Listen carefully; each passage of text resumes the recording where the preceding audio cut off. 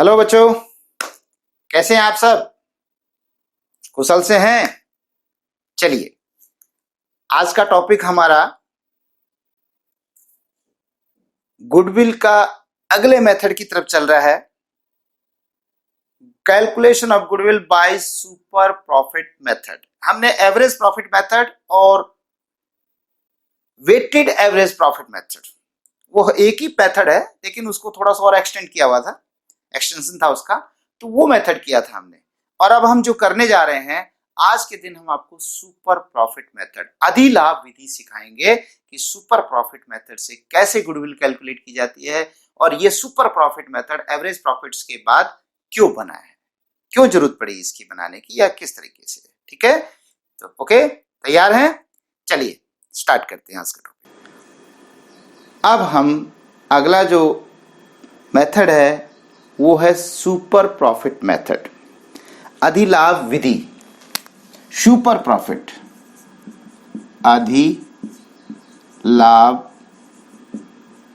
विधि।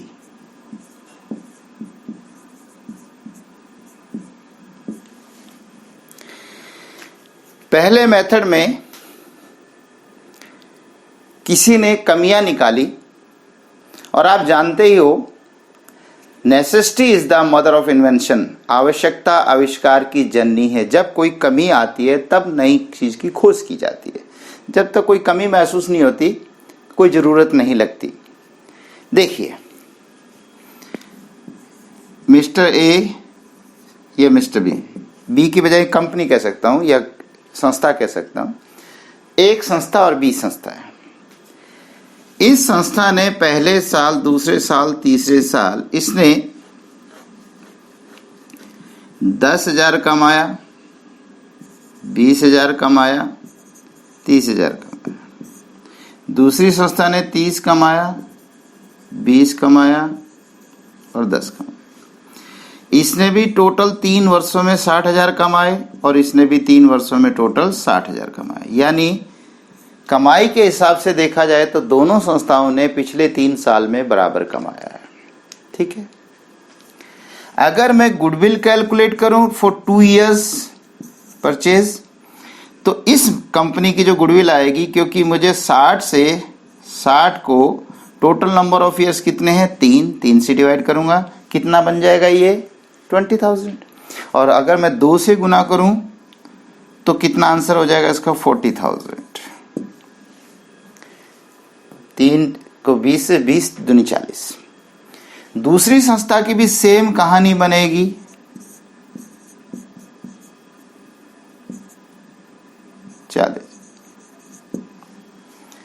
यानी पहले मेथड की मैंने आपको कमी बता दी। क्या कमी बता दी? एक संस्था भी 10, 20, 30 कमा रही है, दूसरी संस्था 30, 20, 10 कमा रही है। दोनों की 2 वर्षीय क्रय के आधार पर अगर गुडविल कैलकुलेट करें तो दोनों की सेम आ रही है, 40,000। क्लियर है? अब आप बताइए, अगर मैं आपसे पूछूं विच institution is better, which business is better, दोनों में से अच्छा कौन सा है, कौन सा बढ़िया प्रोग्रेस कर रहा है, आप कहोगे सर ये ज्यादा अच्छा है, क्योंकि इसका ग्राफ, अगर मैं ग्राफ बनाऊं तो इसका ग्राफ पहले साल 10 है, फिर 20 है, फिर 30 है, ऊपर को जा रहा है। और दूसरी का ये ए का ग्राफ है, ये यू जा रहा है, और दूसरी का पहले 30 था, फिर 20 था, फिर 10 था, तो ऐसे करके नीचे आ रहा है। तो बेटे, एक चढ़ता हुआ सूरज है, एक उतरता हुआ सूरज है, फर्क नहीं आ गया? पहला मेथड क्या कहता है, क्या फर्क पड़ता है, दोनों सेम ही तो हैं, दोनों ने सेम ही तो कमाया है। भाई इसके चांसेस आगे ऐसा लगता है 10, 20, 30, शायद 40, शायद 50, शायद 60, और इसका लग रहा है 30, 20, 10 शायद, समझ गए, नीचे को। हालांकि ऐसा कोई जरूरी भी नहीं होता, हो सकता है उछाल मार ले, लेकिन एक ट्रेंड यही तो होता है, ट्रेंड। तो बेटा पहला मेथड मैंने आपको एक किस्म की उसकी कमी बता दी कि वो मेथड कहता है दोनों सेम है, जबकि रियलिटी में दोनों सेम नहीं है। आप करके देख लो, आप क्या इस संस्था को लाइक करोगे? नहीं, तो फिर कैसे सेम हुआ? तो अब आइए, फिर बोला जी अच्छा कौन सा है, तो इसकी जगह एक नया मेथड निकला, उसका नाम निकला सुपर प्रॉफिट मेथड। क्या नाम है इसका? Super profit method. देखिए बच्चे, आपने कहा ये अच्छा नहीं है, ये बेटर है। चलिए, अब मैं मानता हूं कि आपने इसको तो रिजेक्ट कर दिया, तो ये तो ठीक है ना, ये तो सही है। अब ये सही है, फिर भी कोई कमी है इसमें। कहोगे जी अब क्या कमी रहेगी? अरे बेटा, अंधों में काना राजा तो सुना होगा कि बहुत सारे अंधे थे, उनमें से एक की एक आंख थी, तो कहता जी मैं राजा हूं। तो कहने का तात्पर्य क्या हुआ कि जहां पर ज्यादा को नहीं पता, किसी को ज्ञान नहीं है, वहां पे थोड़ा सा ज्ञान हो तो कहता है मैं ही सब कुछ हूं। तो यहां पे कहने का तात्पर्य क्या निकलता है, ये ठीक है बी मेथड अच्छा नहीं है, पर ये कैसे कह दूं कि ए ही अच्छा है? वैसे तो ठीक है, बी की तुलना में ए अच्छा है, लेकिन ये कैसे कहते ए ही अच्छा है? तो बोला जी अब क्या रहेगा? अब देखिए बेटा, मैं इसकी कमी और निकालता हूं। मान लेता हूं मैंने इस बिजनेस में पूंजी के तौर पे मान लीजिए 50 लाख रुपए लगा रखे।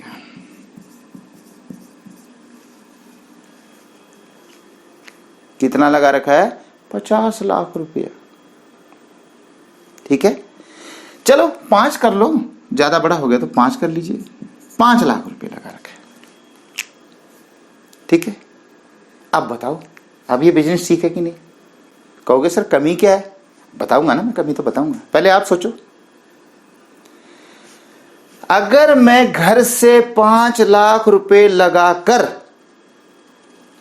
और ये 60,000 गुडविल कमा रहा हूं, ये टोटल मतलब ये 30,000 ही तो कमाया, 60 भी कहां से?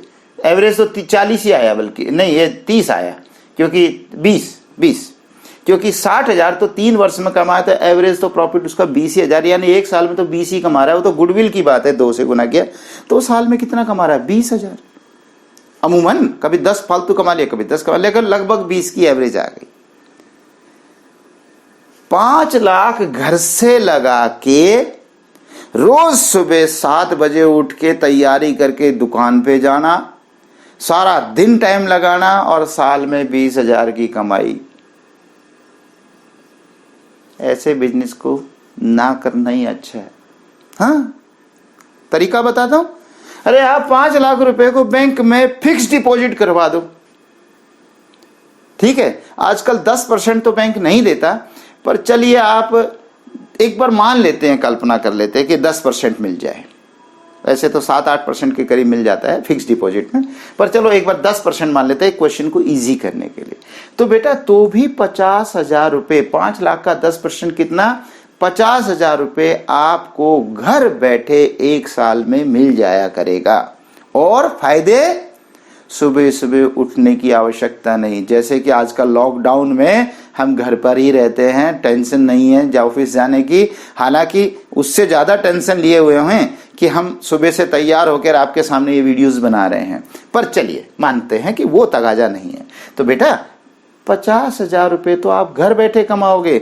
और सुनिए, बिजनेस की जो टेंशन्स होती है कंपटीशन की और वगैरह, और उसके अलावा जो कई बार चूहे नुकसान कर देते हैं, पता नहीं कितने का नुकसान, कई बार आग लग जाती है, वो सारे झंझट भी खत्म है कि नहीं? तो फिर फायदा क्या है ऐसा बिजनेस करके जिसमें इतना कमाई कम हो?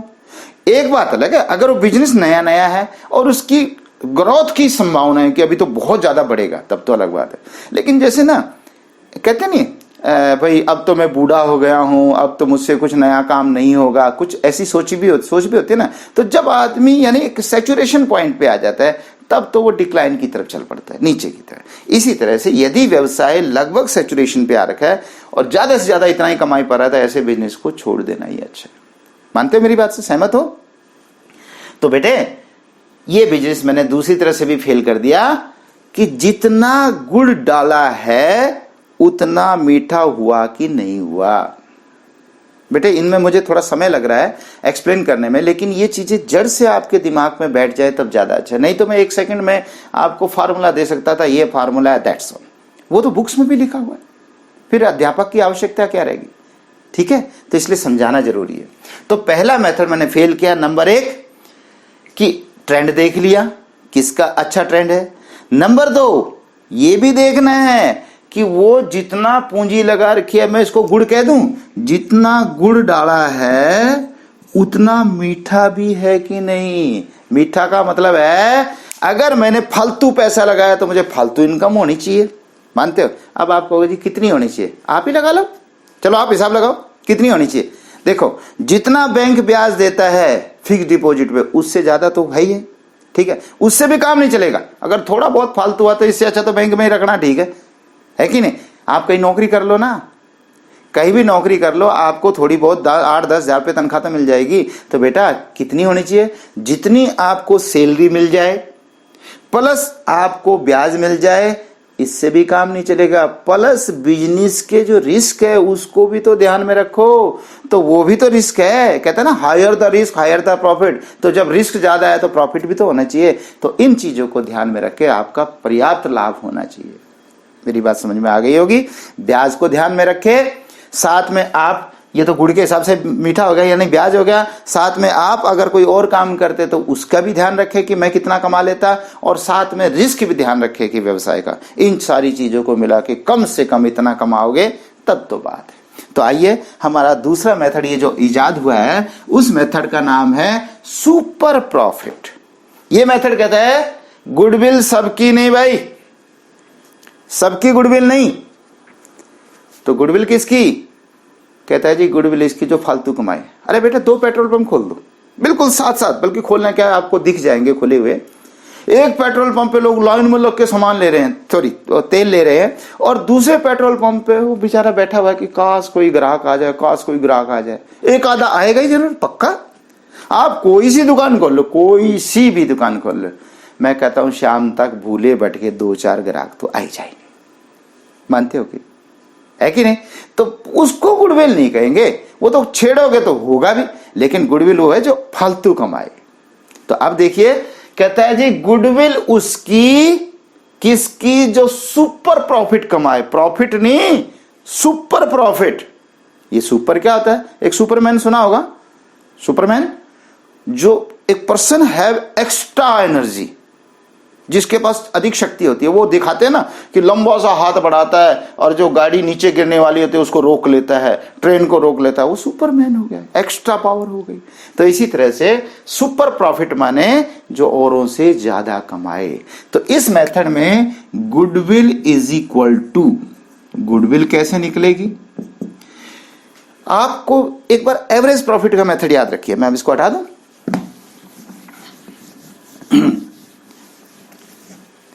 साथ साथ में एक बार एवरेज प्रॉफिट का भी दिखाता हूं। Average profit method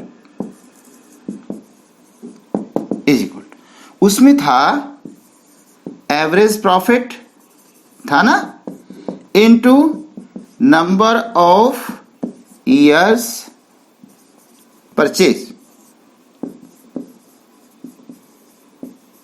number of years purchase, ठीक है बेटा? उसमें यह था, याद आया? इसमें भी गुडविल में सेम होगा, थोड़ा सा नजदीक कर देता हूं मैं, नंबर ऑफ ईयर्स परचेज। ये बेटा तरीका है समझाने का, इसको समझिए। एवरेज प्रॉफिट मेथड में भी एवरेज प्रॉफिट लेते थे। एवरेज कैसे होता था? पिछले 4-5 साल का टोटल करके और उसी को 4-5 से भाग कर देते थे। या उसकी जगह एक और आ गया था ना मेथड, वेटेड। वेटेड में क्या था? वो वेट दे दिया 1, 2, 3, 4 और उनको गुणा कर दिया, तो जो टोटल आता था प्रोडक्ट का उसको फिर टोटल जो उसका टोटल आता था वेट का उससे डिवाइड कर दिया, तो भी एवरेज ही बना। तो average profit into number of year purchase. और नंबर ऑफ ईयर परचेज क्या होता था कि ऐसा लाभ अगले कितने साल तक कमाने की संभावना है, तो वो गुणा कर देते थे। ठीक है बेटा? अब देखिए, इसमें कहता है एवरेज प्रॉफिट, इसमें एवरेज नहीं भाई, इसमें एवरेज नहीं, इसमें super profit. This is super profit. तो क्या कहा उसने? सुपर प्रॉफिट का मेथड क्या है? Goodwill is equal to super profit into number of year purchase. और एवरेज प्रॉफिट का क्या है? एवरेज प्रॉफिट इन, यानी ये तो दोनों का सेम हो गया, बस ये डिफरेंट हो गया। तो याद आ गया? कैसे याद करें? सुपर प्रॉफिट में सुपर प्रॉफिट लेना है, एवरेज प्रॉफिट में एवरेज प्रॉफिट लेना है। ठीक है बच्चे, अब मिटा दो इसको। अच्छा, अब आ गया, वो कहते हैं ना कई बार, राम का घर कहाँ है, बोला जी श्याम के घर के सामने, श्याम का घर कहाँ, बोला जी राम के घर के सामने। अरे बाबा दोनों के घर कहाँ है, बोला जी आमने सामने, या आसमान से टपके खजूर में अटके, वहीं की वहीं कहानी। बात तो आ गई, सुपर प्रॉफिट क्या होगा। तो अब आ गया where super profit is equal to, super profit किसको कहेंगे, नाम से तो क्लियर है, सुपर प्रॉफिट जो और लोगों से फालतू कमा कर दिया, that is called super profit. तो सुपर प्रॉफिट क्या होगा, सुपर प्रॉफिट होगा बेटे जो आपने एक्चुअल कमाया है, एक्चुअल प्रॉफिट कमाया है, ठीक है, एक्चुअल, जैसे कि 10, 20, 30, वो मतलब अगर मैं इसको सन में बात करूं तो ये जो लेटेस्ट ईयर है ये हो गया 19, 20 और 18, 19 और 17, 18। तो एक्चुअल प्रॉफिट कौन सा हुआ, वैसे तो सारे एक्चुअल है, लेकिन जो अभी पिछले साल का ही है उसको एक्चुअल मानेंगे ना, है ना। अच्छा, इसके बजाय बेटे एक्चुअल से ज्यादा अच्छा एवरेज प्रॉफिट ले लो।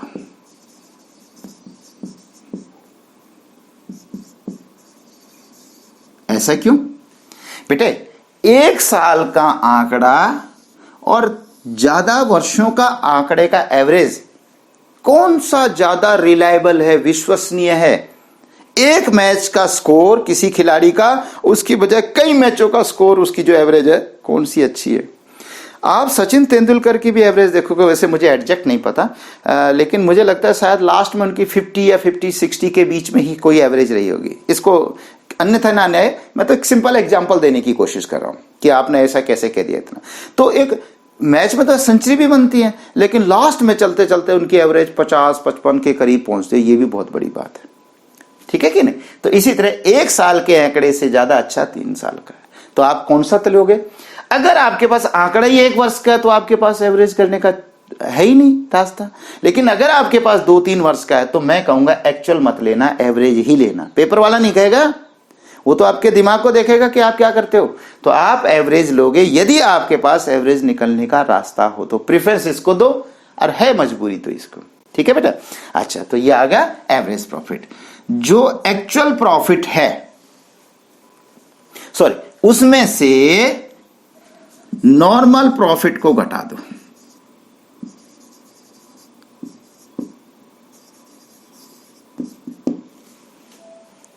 ये क्या कह दिया मैंने,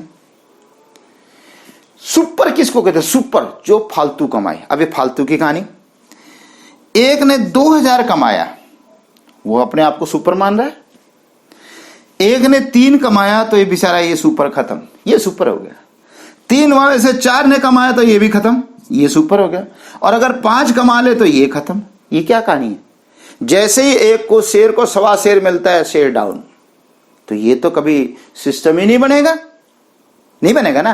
तो क्या करते हैं हम, एक नॉर्मल ले लेते हैं, नॉर्मल, भाई ये नॉर्मल है, कोई तो पॉइंट नॉर्मल होगा भाई। अगर इस व्यवसाय में, जो व्यवसाय, देखो हर व्यवसाय के अंदर एक नॉर्मल होता है। जैसे कि बोला जी पेट्रोल पंप खोल लो तो कितना कमाई होगी, किसी ने कहा जी 10-1% तो कहीं नहीं गई, कहीं नहीं गई, तो ये नॉर्मल होगा।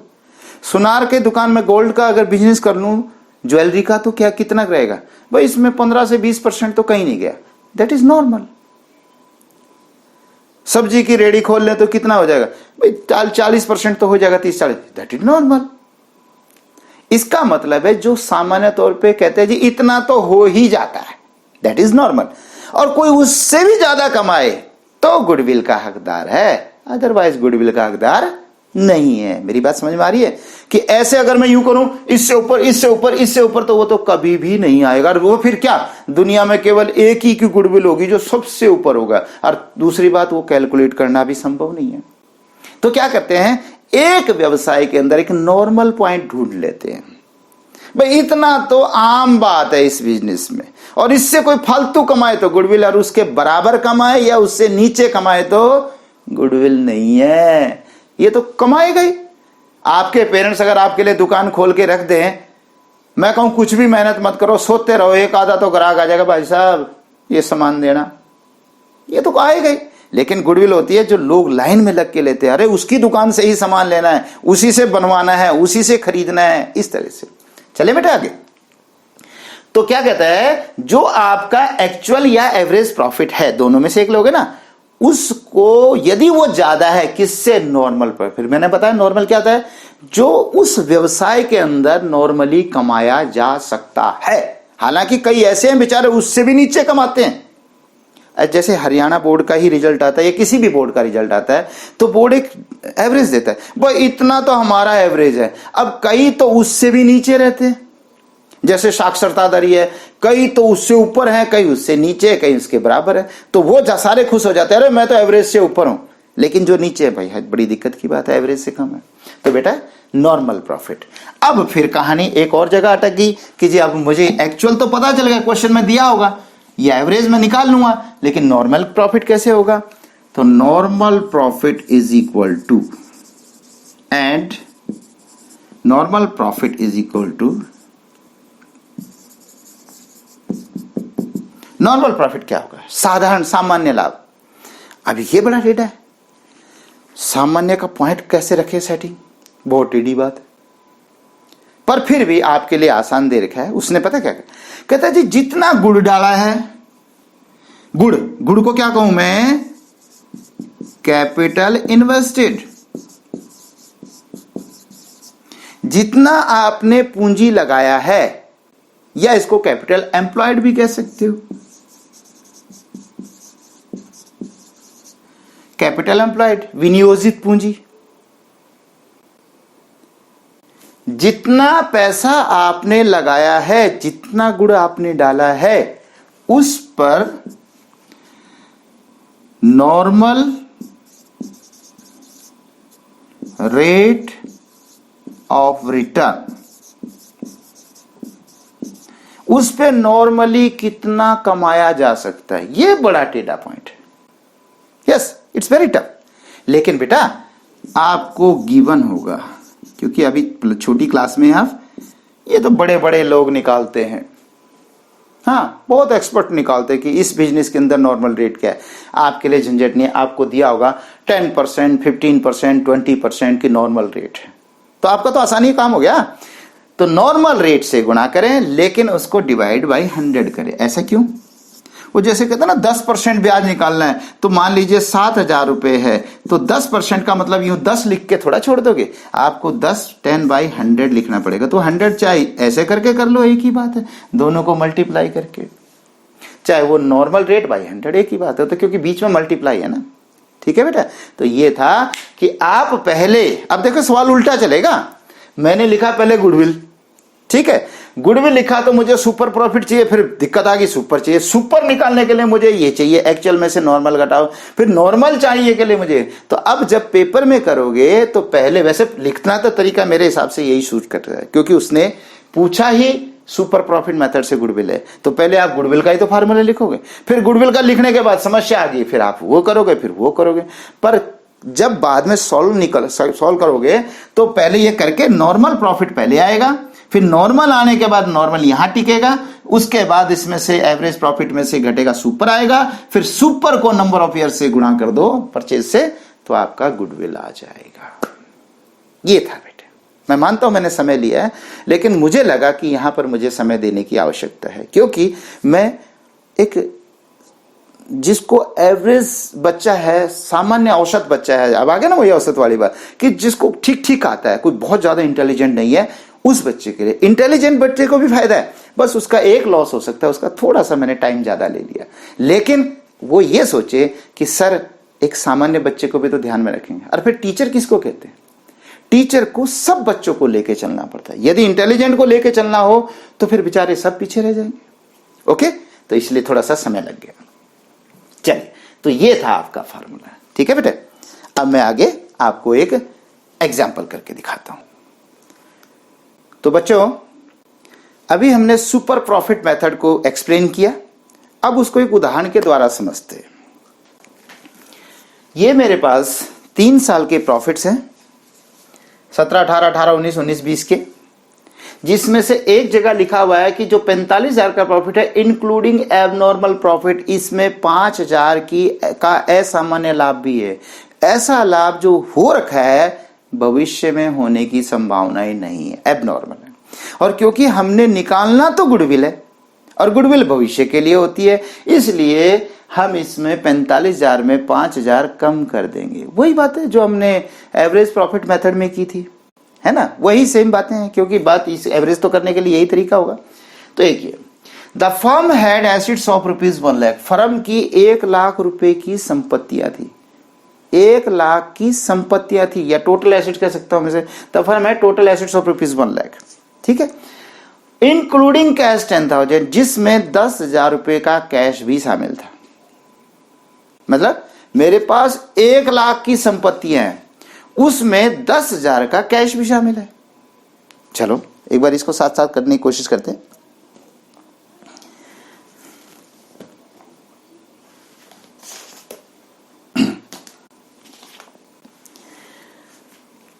टोटल एसेट्स कितनी बताई? 1,00,000।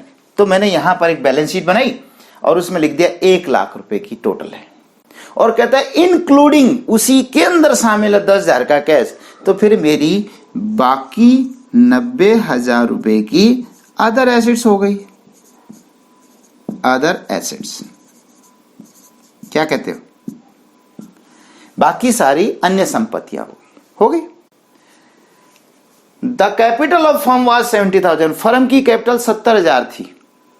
तो जब मैं बैलेंस शीट बना रहा हूं तो बैलेंस शीट में लायबिलिटी में कैपिटल 70,000 की लिख दी, ठीक है बेटा, ये वाली लिख दी 70,000, ये मैंने लिख दिया, ये कर दिया, ये कर दिया। भाई ये 1,00,000 है टोटल, और आपको पता है टोटल एसेट्स 1,00,000 है तो टोटल लायबिलिटी भी 1,00,000 होंगी, टोटल तो सेम होगा। अच्छा आगे कहता है लायबिलिटी 10,000 की है, तो मैंने लायबिलिटी को लिख दिया कि 10,000 रुपए की लायबिलिटी है, ठीक है बच्चे। And reserves constituted the rest, और बाकी जो है वो सब रिजर्व है, जो बचत है हमारी वो बाकी बचत है। मुझे पता है यदि इसका टोटल 1,00,000 है तो इसका टोटल भी 1 होना चाहिए, और 1 होना चाहिए तो 10 और 70 80, तो ये हो गया। तो यहां पर कितना आएगा बेटे? यहां पर आएगा 20। रिजर्व को क्या बोलते हैं? संचय।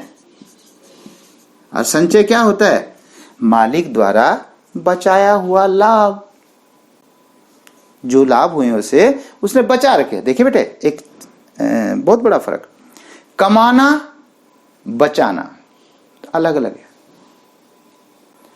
और मैं अपनी तरफ से कह रहा हूं अमीर कौन बनता है? जो ज्यादा कमाता है वो नहीं, जो ज्यादा बचाता है। हाँ एक जनरल सी बात बता रहा हूं, एक आदमी 1,00,000 रुपए महीना कमाता है, ठीक है। अब 1,00,000 कमाता है लेकिन उसके खर्चे लगभग 1,00,000 ही है, बचत शून्य। दूसरा आदमी सिर्फ 10,000 रुपए कमाता है, सिर्फ 10,000, लेकिन वो कम कमाता है तो कम खर्चे में ही काम चलाता है। वो 8,000 रुपए में अपने परिवार का खर्चा चलाने का कोशिश करता है, तो बचत 2,000, तो साल की बचत 12 दूनी 24,000, और ऐसे करके कई वर्षों में लाखों रुपए हो जाएगा। लेकिन जो 1,00,000 रुपए महीना कमाता है, क्योंकि इसकी बचत नहीं है तो वो उससे ज्यादा नहीं बन सकता। तो कमाना अलग चीज है, बचाना अलग चीज है। तो यह रिजर्व माने जो अब तक हमने बचा रखा है, कमाना अलग, कमाई तो ये रही। तो चले ठीक है। तो सवाल आया, अब कहता है if normal rate of return to the industry was 10, अगर इस व्यवसाय में जो भी व्यवसाय है उसमें 10% नॉर्मल रेट ऑफ रिटर्न है, find out the value of goodwill according to the super profit method. तो सुपर प्रॉफिट मेथड का प्रयोग करके गुडविल निकालो फॉर 2 years परचेज, 2 वर्ष के क्रय के आधार पर। मेरा फार्मूला है गुडविल का सुपर प्रॉफिट चाहिए इंटू नंबर, सुपर के लिए मुझे एक्चुअल प्रॉफिट चाहिए, एवरेज चाहिए। चलिए पहले एवरेज निकालें, अब इसको यहीं से कर लेते हैं एवरेज, थोड़ा स्पीड से कर लें काम को। बताइए इन तीनों को जोड़ेंगे और कितने से भाग करेंगे? 3 से। लेकिन इस साल तो आपका एबनॉर्मल प्रॉफिट भी जुड़ा हुआ है, तो वो तो कम करना पड़ेगा। तो इसको मैं अगर इसमें से कम कर दूं -5, तो ये आपका 5 कम कर दूं तो ये कितना रह जाएगा 40,000। तो ये 40 और ये 30, 70 और 20, 90। तो तीनों को जोड़ेंगे तो 40 प्लस 30 प्लस 20, 90, और उस ये 90 को डिवाइड कितने से करेंगे बेटा 3 से। तो आपका एवरेज प्रॉफिट तो आ गया जी। कितना आ गया एवरेज? यहां थोड़ी देर के लिए लिख दूं 30,000। लो जी, मेरा एक काम हो गया। बाकी आपको लिखना तो नीचे है, थोड़ा टाइम बचाते हैं, ठीक है। अब रही नॉर्मल प्रॉफिट। नॉर्मल प्रॉफिट के लिए कैपिटल इन्वेस्टेड, जितना पैसा लगा हुआ है, into normal rate of return, जो नॉर्मल रेट है। नॉर्मल रेट भी मुझे पता है, normal profit is equal to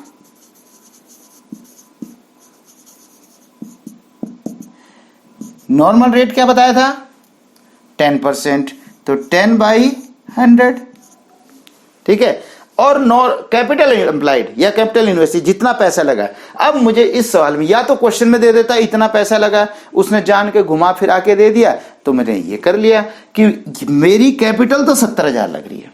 अरे रिजर्व किसका लग रहा है, सोच के बताओ। रिजर्व किसका होता है? मालिक का ही। +1 में हमने जब आपको ट्रेडिंग P&L सिखाया था, याद है? तो उसमें हम जो प्रॉफिट होता था उसको कैपिटल में ऐड कर देते थे, कई बार अलग से भी लिख लेते हैं। तो बेटा यहां पे मान लीजिए रिजर्व अलग लिखा हुआ है, तो भी ये मालिक का ही हिस्सा है। तो आपकी जो एक किस्म का मालिक का पैसा लगा हुआ है, ये तो 10,000 तो बाहर का लग रहा है, तो मालिक का जो पैसा लग रहा है कैपिटल इन्वॉल्व है, तो ये आपका 90,000 होगा, ठीक है। तो ये आपका 90,000 कहलाएगा।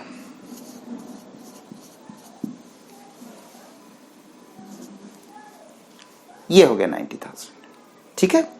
तो इससे अगर मैं निकालूं तो 9,000 रुपए मेरा नॉर्मल प्रॉफिट आ गया। तो लो बेटा, ये नॉर्मल भी आ गया, नॉर्मल प्रॉफिट। अब मेरा एवरेज तो 30 है, नॉर्मल 9, यानी ये संस्था 9 कमाती है आम इंडस्ट्री, और हम 30 कमा रहे हैं। तो हम इससे ज्यादा कितना कमा रहे हैं बेटे? 30 में से 9 गया तो 21,000 रुपए, ठीक है कि नहीं। और अब आप नंबर ऑफ ईयर परचेज कितना है इसमें? 2 है। तो आपका गुडविल कितना आ जाएगा बेटे? गुडविल इज इक्वल टू जो कितना आया था 21,000 रुपए इंटू 42,000 गुडविल। ये आपका आंसर होगा। क्लियर हुआ? समझ में आ गया? ठीक है, ऐसे करते हैं इसको। ओके, अब आपको मैं एक और क्वेश्चन बता रहा हूं, है सुपर प्रॉफिट पे। फार्मूला पूरा हो चुका, एक सिचुएशन बना रहे हैं। Find out average profit. Average profit निकालो। देखो सवाल क्या है, फिर उसने पुराना फार्मूला याद दिला रहा है एवरेज प्रॉफिट, लेकिन नहीं। If goodwill by super profit method and normal profit is given, आपको दे रखा है नॉर्मल प्रॉफिट, या तो नॉर्मल प्रॉफिट दे रखा होगा या नॉर्मल रेट, फिर कैपिटल इन्वेस्टेड दे रखी होगी। तो एक बात आपको मैं सीधा नॉर्मल प्रॉफिट कह रहा हूं कि नॉर्मल प्रॉफिट दे रखा है, और साथ में goodwill by super profit method दे रखी है, और चाहिए क्या? Average profit. देखिए बेटे, एक वो मैथ्स में अलजेब्रा में फार्मूला होता है x plus Y is equal to, मान लीजिए 10 है। तो x निकालना हो ना, तो आप इधर 10 है, ये y इधर अगर प्लस का है तो ये y इधर माइनस का हो जाएगा, ये तो पता है। या इसको मैं a plus B is equal to C कहूं, a plus B is equal to C है। तो यदि मुझे a निकालना हो, a को ये रहने दो और c को अपनी जगह रहने दो और b को इधर से इधर भगा दो, तो ये माइनस का b हो जाएगा, ठीक है। अगर मुझे b निकालना हो तो क्या करेंगे? तो b निकालना है तो b यहीं रहने दो, c को अपनी जगह रहने दो, a को भगा दो इधर। इसी के अंदर ये 2-3 फार्मूले बन जाते हैं। यही अब हम यहां पर अडॉप्ट करने की कोशिश करेंगे। मेरे पास क्या दे रखा है? गुडविल। मैं गुडविल का फार्मूला जानता हूं सुपर प्रॉफिट मेथड से, super profit into number of year purchase, ये तो शुरू में पता है आपको। क्वेश्चन में क्या देखा है मुझे? गुडविल गिवन, गुडविल है, ओके। और क्या दे रखा है, normal profit. Number of year purchase तो दे लिखा होगा, खैर ये नंबर ऑफ ईयर परचेज तो आपको दिया होगा क्वेश्चन के अंदर, क्योंकि इसके बिना तो क्वेश्चन निकलेगा नहीं। ये दोनों चीजें मुझे ये नहीं पता, ये मुझे नहीं पता, मैंने इसको क्वेश्चन मार्क लगा दिया, ठीक है। या इसको यूं का यूं लिख देता हूं, सुपर प्रॉफिट ई। सुपर प्रॉफिट तो नहीं पता, हाँ गुडविल पता है, नंबर ऑफ ईयर परचेज।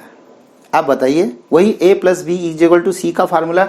अगर मुझे ये चाहिए, इसके साथ ये मल्टीप्लाई है, तो क्यों ना इस चीज को इधर से भगा दो इधर।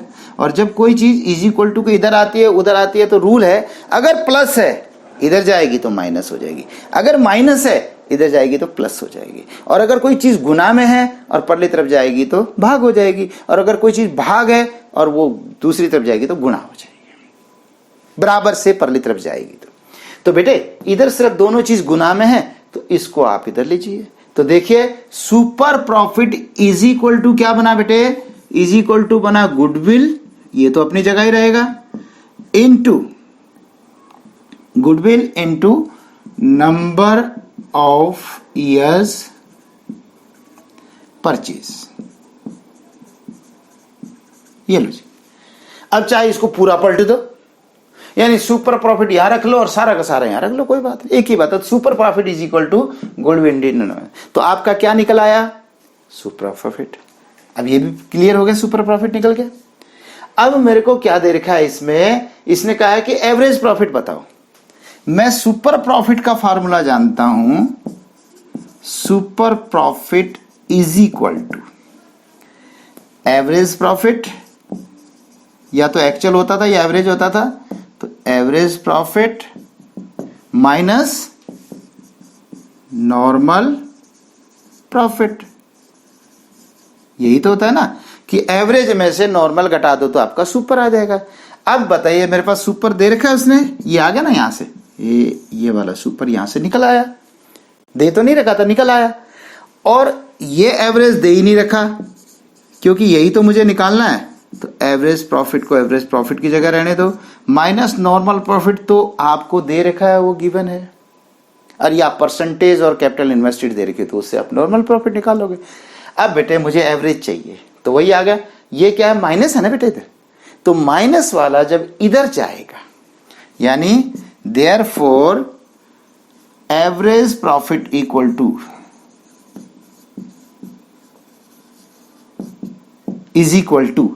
माने सुपर प्रॉफिट तो अपनी जगह ही रहेगा, सुपर प्रॉफिट,